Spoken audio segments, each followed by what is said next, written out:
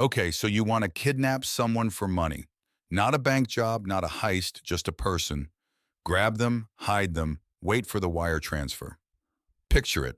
A wealthy jogger disappears from a quiet trail, a phone rings inside a mansion, and a number gets scrawled on a napkin. $10 million, wired within 72 hours. It feels clean. One person, one call, one transfer, and you're done by the weekend. Here's the problem. It is not simple. The kidnapping business looks like the fastest payout in crime. One target, one phone call, one bank transfer.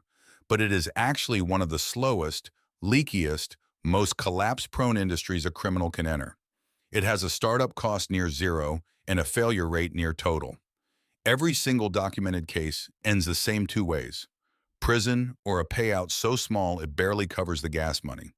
By the end of this video, you will know exactly why a $50 million ransom demand routinely turns into a $2,000 payday, and why almost every kidnapping crew that ever ran the real numbers eventually ran out of road.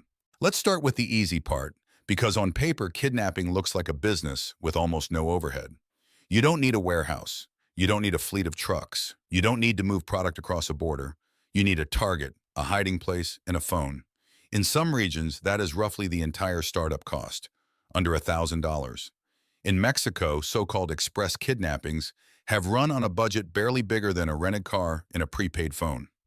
The target is grabbed, moved, and pressured to withdraw cash from an ATM, often a few $100s at a time, repeated over several hours. Total elapsed time, sometimes under a single afternoon. It sounds almost too easy, and that is exactly why so many amateurs jump in every year with no plan for what happens after the money moves. But a low entry cost is not the same as a low risk, and this is where nearly all of the imagined profit disappears before it ever reaches anyone's pocket. Your business plan has one line item under costs, and reality is about to add four more. Here is cost number one: logistics.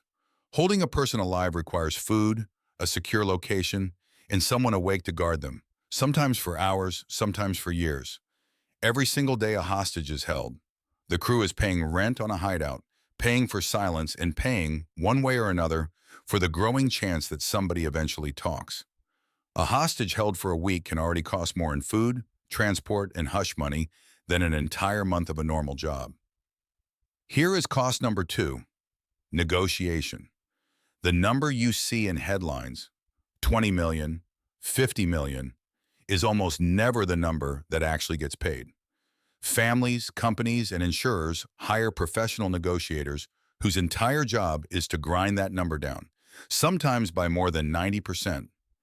A negotiator's entire skill set is patience, and patience costs you, the kidnapper, more days of guarding, feeding, and risking exposure. Here is cost number three: laundering the payout. Ransom cash does not arrive clean and spendable. It arrives marked, tracked, and radioactive, and moving it through corrupt intermediaries or black market exchanges routinely eats another 20 to 40%.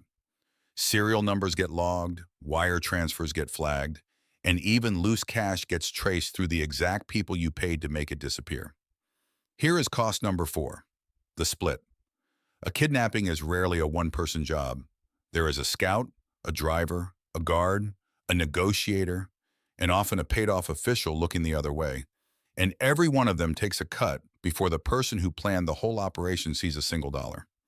6 people splitting one ransom is 6 people who can each, individually, end the whole operation with one phone call to the police.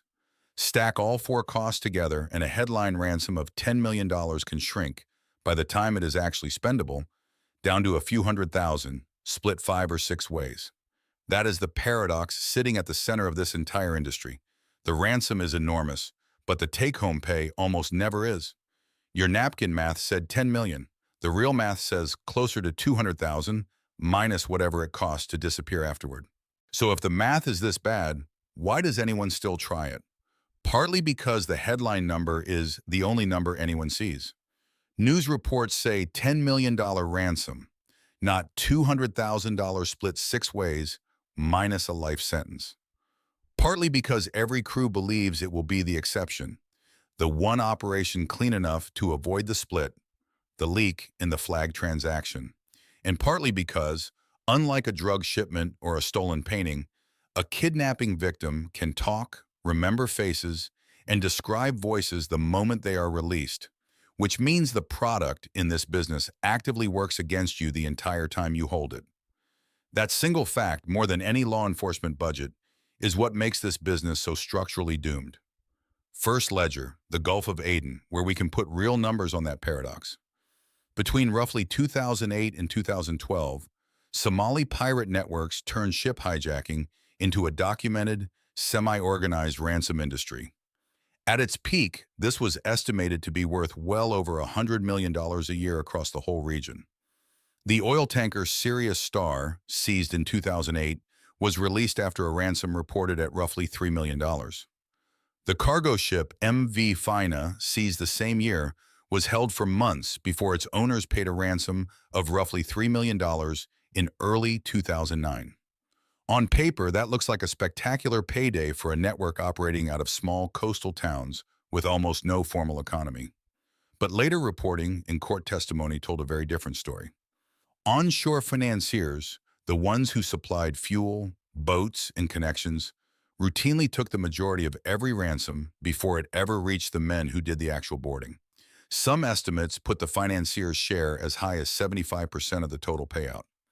The pirates who held the ship, the ones risking gunfire from foreign navies, were frequently left with only a few $1,000s each after months at sea. Divide those months by that payout, and the daily rate barely clears what a dock worker earns on land without the risk of a naval boarding party. Meanwhile, some financiers who never even left dry land built houses, expanded their households, and became locally famous for the ransom money itself. That is the same pattern you will see in every ledger tonight. The people holding the actual risk get the smallest check. By around 2012, international naval patrols, armed guards on commercial vessels, and hardened ship citadels made hijackings far riskier and far less profitable. Insurance premiums for ships transiting the region also rose sharply, which funded even more private security, tightening the noose further. An industry that had once earned pirate networks tens of millions of dollars a year in ransom largely collapsed within a few sailing seasons. Second ledger, Colombia. For decades, the FARC guerrilla group ran what it openly called attacks, kidnapping ranchers, executives, and eventually politicians, holding them for ransom or for prisoner exchange. At points in the 1990s and 2000s, Colombia recorded several thousand kidnappings in a single year, a scale no other country on this list comes close to. Some hostages were held for years, not days. The politician Ingrid Betancourt, for example, was held for roughly 6 years before a military operation freed her in 2008. A multi-year hostage is a completely different business model than a one-day grab. The operating cost of guarding someone in a remote camp for 6 years, the food, the medicine, the constant security rotations, can outweigh anything ever collected in ransom. Colombian authorities have estimated that kidnapping for ransom, at its peak in the early 2000s, generated tens of millions of dollars a year for armed groups nationwide. But it came with a brutal trade-off. Widespread kidnapping made Colombia one of the most dangerous countries in the world to invest in, which crushed tourism and foreign business for a generation. Entire industries avoided the country for years, meaning the tax that funded one group quietly starved the whole economy it depended on. It eventually became politically toxic enough that peace negotiations explicitly targeted the practice for elimination. Today, much of the group's historic leadership faces transitional justice tribunals, and some are legally required to account for assets traced back to kidnapping income. Decades of income, in other words, is now decades of paperwork owed to a court. Third ledger, express kidnapping in Mexico. Unlike the multi-year hostage model, this is a volume business.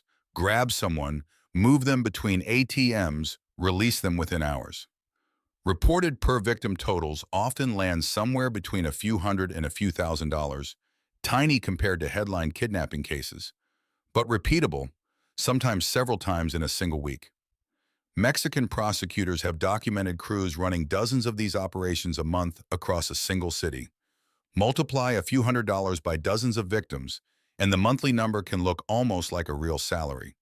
The math looks tempting at first glance. A small individual take, offset by high frequency. But volume crime draws volume attention. Repeated ATM withdrawals near the same times and locations are exactly the kind of pattern that banks and investigators are trained to flag. Multiple express kidnapping cells broken up by Mexican authorities were identified specifically because of that transaction pattern.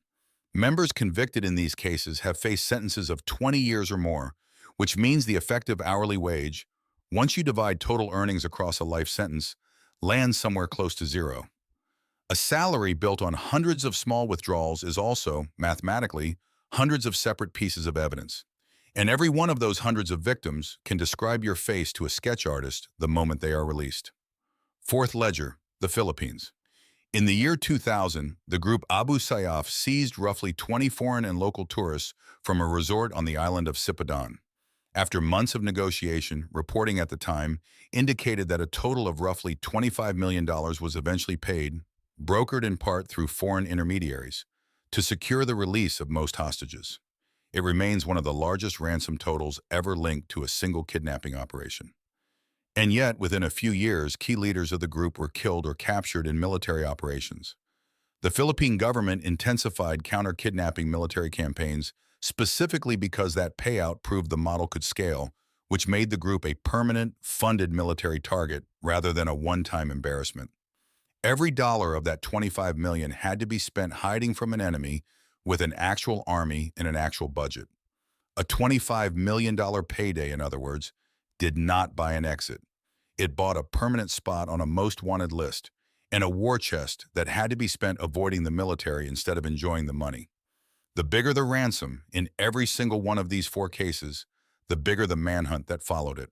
That still isn't the whole picture because the ransom economy has a longer history than any single decade of Somali or Filipino headlines suggests. Fifth ledger, Italy. Between the 1970s and the early 1990s, a loose network of kidnapping gangs, later nicknamed by the Italian press as the Anonima Sequestri, turned wealthy industrialists and their relatives into a recurring source of ransom income, concentrated heavily in Sardinia and parts of Calabria. Italian authorities have documented several hundred kidnappings for ransom during this period. Total ransoms collected across the network's lifespan have been estimated in the tens of millions of dollars. Unlike the other cases on this list, many of these operations ran for weeks or months at a time.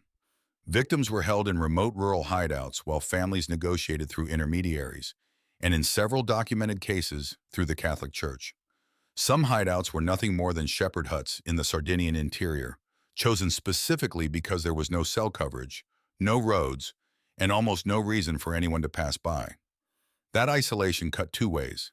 It kept victims hidden, but it also meant every food delivery, every guard rotation, and every water run was a fresh chance to be spotted.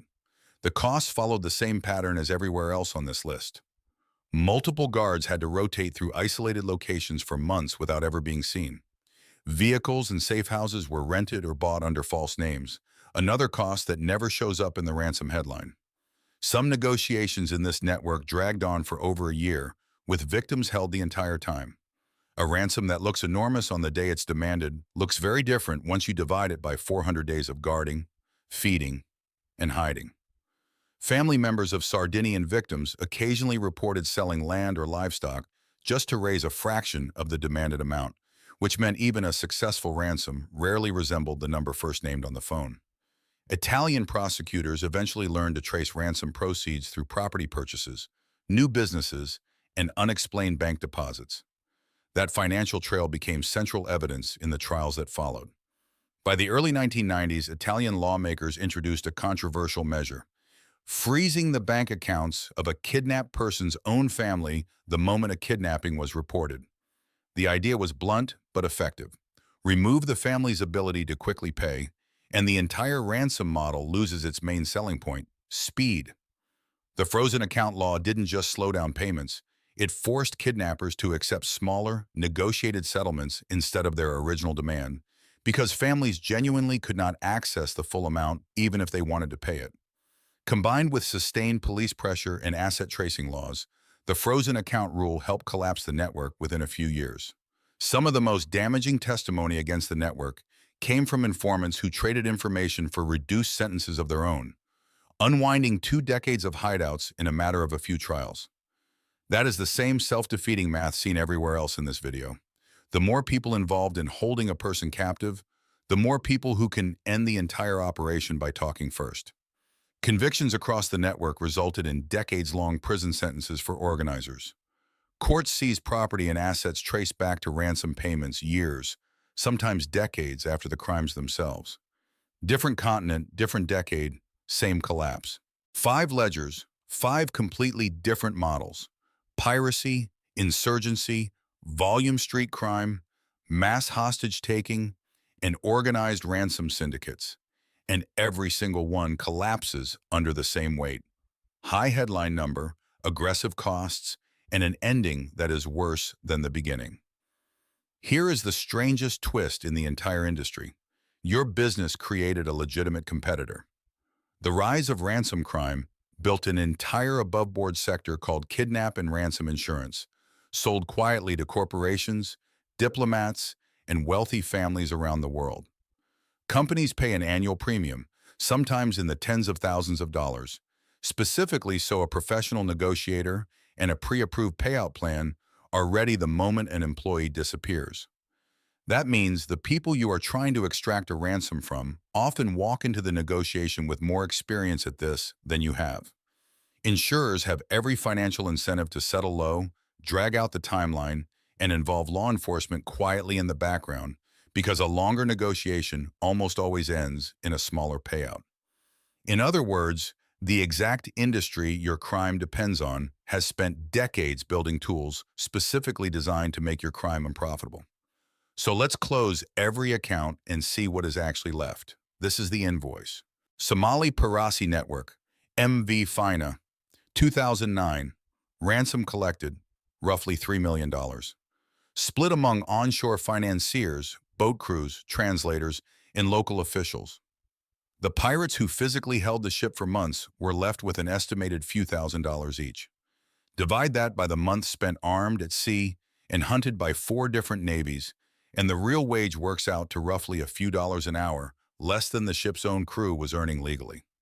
FARC, Colombia, tax era, tens of millions of dollars collected annually at its peak. Cost of doing business, decades of military campaigns against the organization, a historic leadership roster now facing transitional justice tribunals, and asset forfeiture written directly into a national peace accord. The real return is money the group can no longer freely spend, tracked and accounted for by the very courts built to dismantle it. Mexican Express kidnapping cell, urban network. Total take across dozens of monthly operations, in the low hundreds of thousands of dollars over roughly a year of activity, according to prosecutors. Sentences handed down on conviction, 20 years or more per defendant. Divide total earnings by years actually served, and the real wage collapses to a few $100s a year, well below the country's own legal minimum wage. Abu Sayyaf, Sipadan hostage case, roughly $25 million collected, the largest total on this entire list. Result within a few years. Key commanders dead or captured, the group permanently classified as a top military target. Funds spent almost entirely on survival instead of lifestyle.